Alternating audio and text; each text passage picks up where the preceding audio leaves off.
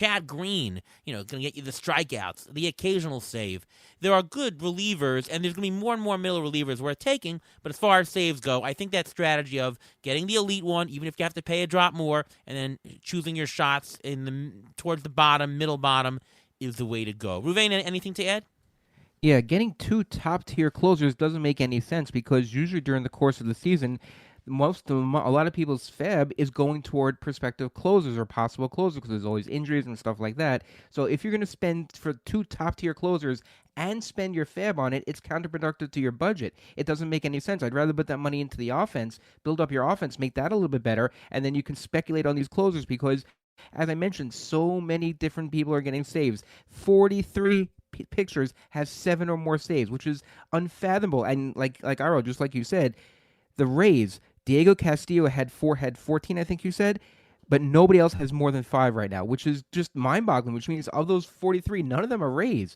But the Rays pitchers are so valuable. Their ERAs are great. Their whips are great. They're all pitching different in high leverage situations. When Pete Fairbanks went down, Kittredge stepped up and he became an all-star. Peter Fairbanks, he's back now. He's going to get some save opportunities now only because they've used him in high leverage situations and he's comfortable there. So getting 2 top tier closers doesn't make any sense in a budget. 1 top tier makes the most sense. Yeah, and you also don't need that many closers because there are going to be less saves to go around. Because of the fractionation of all of the closers, each fantasy team is not going to accumulate as many as they would have. So buying 2 is actually overkill. You're probably fine with just the 1 and some saves here and there. Greg, anything to disagree with? Anything to add to that the strategy part of drafting? The only time I could justify taking 2 upper level closers would be if you're in a draft and hold. Like if you're not doing anything during the season, that's the one time I think you can do it because you can spackle offense and get people going through, but in that 50-round draft. And the hardest thing about all of this is a lot of times when you look at I'm going to try and do the first thing I'm going to do at the end of the season is really go through. Brian Slack did a great job of accumulating the bids in the main events, and I'm going to try and go through the RotoWire online championships as well, just to see the money spent on closers per team by people in all of these leagues. Half the time when you're spending money on closers, you're trying to buy saves that already happened, and that's the biggest margin of error in all this. People are getting somebody who got a save last Friday and they're bidding on them on Sunday without really looking or paying attention to who might be getting that next save on Tuesday. And that's the key to all this. You want to make sure you're targeting a guy that's going to stay in that role, not somebody that's on a team where a manager is just going to keep churning and burning them like Tampa Bay does. So people really need to start paying attention to what manager likes to have. Like Aaron Boone prefers a linear path. He wants Chad Green in the 7th, Jonathan Loizaga in the 8th, and Aroldis Chapman in the 9th in a perfect world. And we know that. So even when Chapman was struggling, Ariel and I were, DMing each other about it, and I was like, he'll eventually be back there, and then he did. Even any of these top closers can lose it at any moment's notice. Look at Matt Barnes right now. There's 4 closers on a break. Lou Trevino, and a couple more. That was in my last article on The Athletic. So it's like you've got to be ready at any moment to be able to pounce. And a guy like Giovanni Gallegos, as Ariel alluded to, has been the best reliever for the Cardinals the last 3 years. It's just now that there's nobody blocking his path, he can finally get these saves. So in terms of fab, I see all the time, and I mentioned, the Blue Jays, closer, people throw $200, $300 at some closer, and by and large, it doesn't work. Either they end up getting hurt or they end up not being the right guy. Do you have any advice to how people should utilize their fab? I mean, in general, my direction and my research has shown that if you spend any more than 10 to 15% on any one player as a closer, you're going to actually have a very negative return on investment, right? You're best off throwing the darts a week early for 1 to 2%, throwing 7 to 8% on the closer. If you have to in the right situation early on, 10, 12%, we understand that. But anything more, and you're really not doing a service for the rest of the year. Do you agree with that? And do you have anything to add to how FAB should be utilized for closers? I completely agree with that. And when I was seeing people bidding, $200 and $1,000 fob on Julian Merriweather, yes, he had an unbelievable little stretch there, but his injury history in the minor leagues was so checkered that had to be a red flag. I mean, to think that he could go out there, and I really think part of the reason that Alex Reyes is struggling is he's fatigued. I mean, look at his innings pitched per year through his career. He's getting into uncharted territory a little bit here. He just has not worked this much, and usually when he was doing this, it was as a starter. So I think over time, I think this is just an accumulation of things kind of all getting him at once and making him struggle. And that last blow up in Pittsburgh while they're fighting for a playoff spot was kind of the death nail to him in the ninth inning for a little while. And you saw him in lower leverage 2 nights later strike out the side, but they were losing by 10. But as to your question, I really think people need to do a better job in their draft so you're not forced to spend 20% of your FOB budget on a closer, and then B, to really temper that. And there's going to be more people coming down the pike blowing 20% of your budget early in the season trying to get a guy that's going to be there all year. Seems like a great idea, but in the long run, it's probably, as you alluded to, it's not going to work out. And so actually, speaking of Alex Reyes, he's actually hit. You're saying he's hit it like a tired spell because he hasn't pitched as many innings as a reliever. Would he be considered a top closer pick or part of the top tier next year? No, the walk percentage for me would make me very scared of him.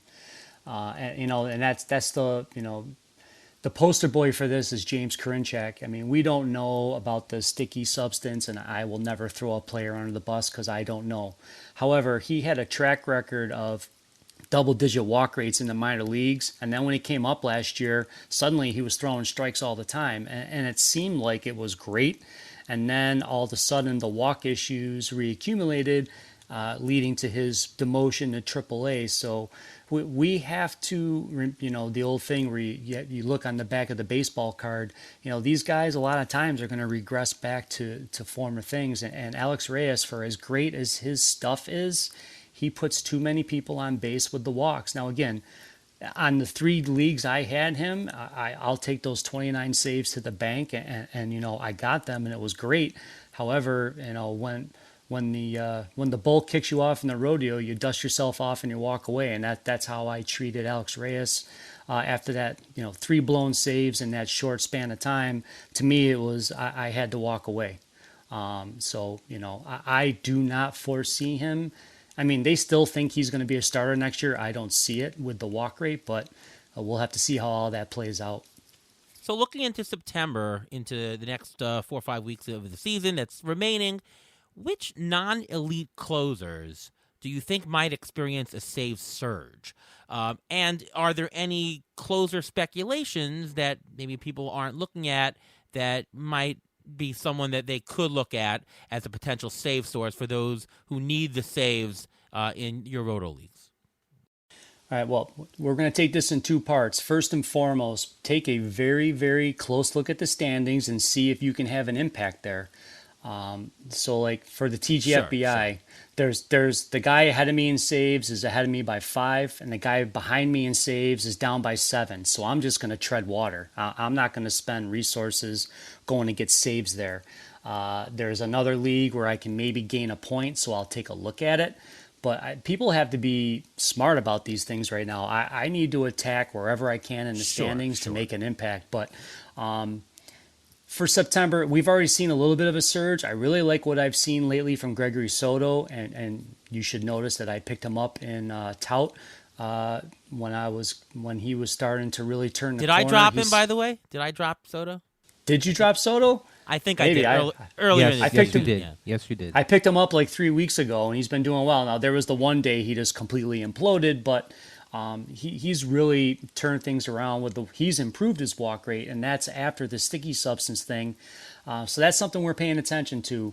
So I'm watching him. Jordan Romano has really been coming on. He was frustrating. Think of all these people that were blowing, you alluded to, all the people blowing the money on the Blue Jays. And if you had taken Jordan Romano earlier in the season when we're patient with him, now you're being rewarded.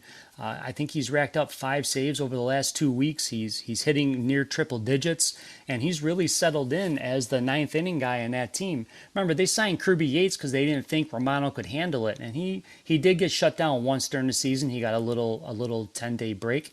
But he's really responded well and really pitching well down the stretch here. So he's someone we're going to watch and see, because maybe Toronto doesn't need to go out into the free agent market next year and spend money on a reliever and allocate those resources towards a starter or somebody else that'll help their lineup a little more positively. And I want to see how Emmanuel Clase finishes. He's really turned the corner. He had some struggles in about the middle of the season. That's when Karinchak got back into the primary saves role.